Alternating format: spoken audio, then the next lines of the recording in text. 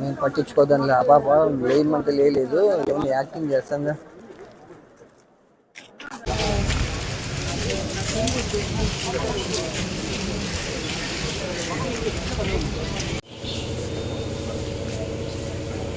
వాళ్ళది గురువారం హాస్పిటల్కి వచ్చాను. 5 నిమిషాలండి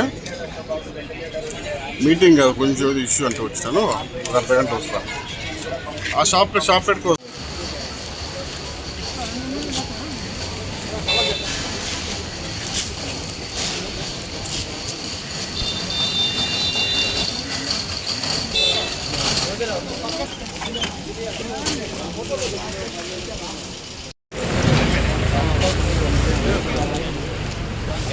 నమస్తే సార్, నా పేరు గాయత్రి, మాది ధర్మవరం సార్. మా అత్తమ్మ గారికి హెల్త్ బాగాలేదని చెప్పి ఫస్ట్ గురువారము గవర్నమెంట్ హాస్పిటల్లో అడ్మిట్ చేశాం సార్. అక్కడ అడ్మిట్ చేస్తే బ్రీతింగ్ సరిగా అందడం లేదని చెప్పి ఇక్కడ అవ్వదు, వేరే చోటుకి తీసుకెళ్ళండి అని అన్నారు సార్. కానీ అది నైట్ టైం అవ్వడంతో ప్లస్ పైగా క్రిటికల్ గా ఉండడంతో కండిషన్ ఇక్కడే ప్రైవేట్ హాస్పిటల్ ఒక 3-4 తిరిగాం సార్. అక్కడ ఎక్కడ కానీ అడ్మిట్ చేసుకోలేదు సార్ పేషెంట్ ని.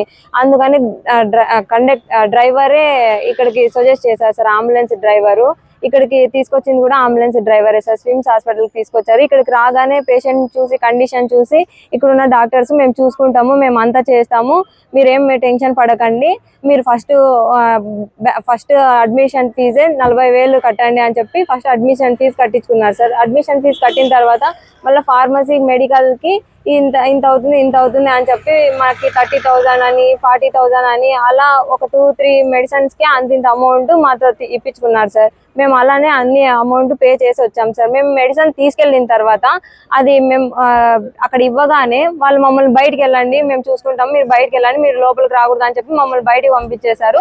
ఒకసారి మేమే లోపలికి వెళ్ళి చూసినప్పుడు మేము తెచ్చిన మెడిసిన్ ని అది తీసుకుపోయి నర్సు దగ్గర, మామూలు పేషెంట్ దగ్గర కదా సార్ మెడిసిన్ ఉండాల్సింది, కాకపోతే పేషెంట్ దగ్గర మెడిసిన్ కాకుండా పేషెంట్ దగ్గర ఉన్న మెడిసిన్ తీసుకుపోయి నర్సు కూర్చుంటారే అక్కడ తీసుకుపోయి పెడుతున్నారు సార్. మేము ఎందుకు ఇలా చేస్తున్నారు, మీరు ఎందుకు మా పేషెంట్ దగ్గర ఉన్న మెడిసిన్ తీసుకోబోతున్నారు అంటే మేము ఆల్రెడీ వేసాము, మీరు ఎంతసేపుకి తీసుకురానందుకు అని చెప్పారు సార్. మళ్ళీ మేము తెచ్చిచ్చిన తర్వాత అదే మెడిసిన్ కిందికి వెళ్తుంది సార్.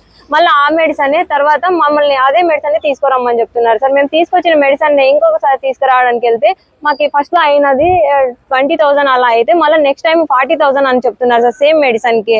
అలా చెప్తుండే దానికి ఎందుకు మాకు ఇంత అవ్వడం లేదని చెప్పి మా వాళ్ళు తెలిసిన వాళ్ళని కనుక్కుంటే ఇక్కడ సవేరా హాస్పిటల్లో ఫ్రాడ్ జరుగుతుంది, ఎందుకు మీరు అక్కడికి వెళ్ళారా అని చెప్పారు. కానీ ఆ నైట్ ఆ సిచ్యువేషన్ లో మాకు రావాల్సి వచ్చింది సార్. అందుకని మాకు ప్రాణాలు ముఖ్యము, ఆ డబ్బు కాదు అని చెప్పి మేము చేనేత కార్మికులం సార్. మేము అందరం పిల్లలమే సార్. మేము మా అత్తకి మ్యారేజ్ చనిపోయారు సార్.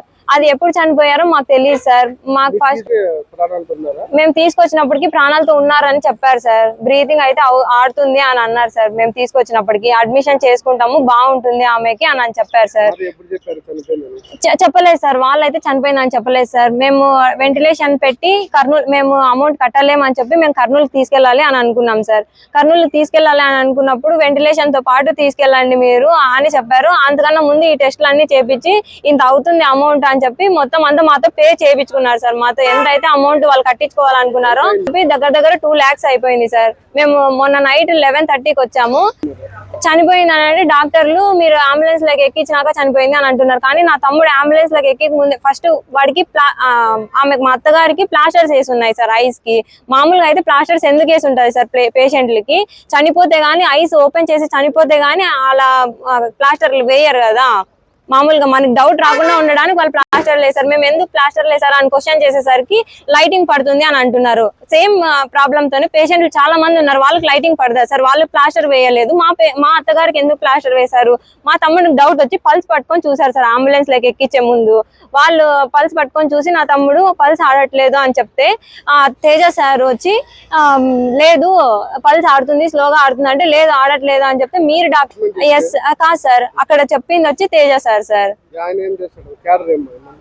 సార్ మాకు తెలియదు సార్. అతనే అంబులెన్స్ లోకి ఎక్కించేటప్పుడు అతనే ఉన్నారు సార్. అతను చెక్ చేసి చెప్పారు సార్ పల్స్ అందుతుంది, స్లోగా అందుతుంది అని అన్నారు. అయినా మాకు డౌట్ వచ్చి సార్ మాకైతే మా తమ్ముడికి మా అత్తగారు తప్ప ఎవరు లేరు సార్. మా తమ్ముడికి చిన్నప్పటి నుంచి ఆమెనే చూసుకుంది. ఇప్పుడు ఆమె లేకపోతే మాకైతే వానికి న్యాయం జరగాలి. మీరు చెప్తే అదే కావాలి సార్ మాకి. ఓకే.